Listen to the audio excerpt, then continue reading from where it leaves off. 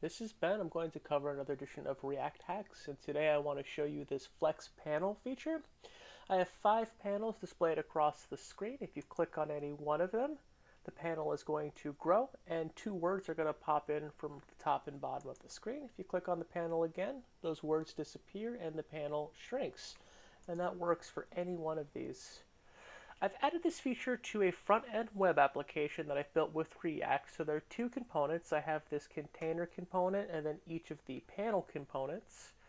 And most of the feature is actually written in CSS, specifically Flexbox and then Translate. Flexbox is going to control a lot of the alignment of the content, and it's also going to control how much this panel grows and shrinks. And Translate is going to take care of moving the text on and off of the screen. So let's take a look at how that's happening.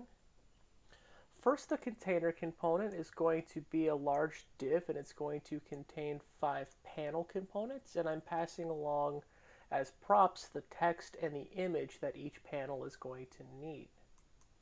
Inside the panel component, I've created this flag variable that I've called clicked in state. And I use this event handler, which I've attached to the panel component, to toggle the value of clicked. And when that value changes, the CSS values that I'm going to use will change as well.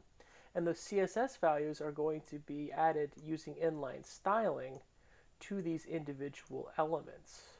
So inside of this CSS object that I've created, I've provided CSS properties, and then I'm going to use the ternary operator. That way, when clicked evaluates to true, it'll return one value, or when it evaluates to false, it'll return a different value.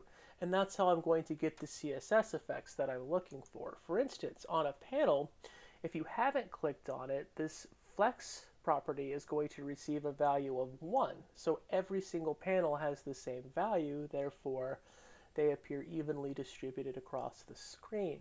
However, when you click on one panel, that panel is going to get a value of 5 for flex, and so it takes up much more room on the screen. For the text at the top and the bottom, I'm going to use translate Y to either move the text off of the screen if the value of clicked is false, or if you've clicked on the panel and the value of clicked is true, I'm going to then pass a translate Y value of 0, which will move the text back onto the screen.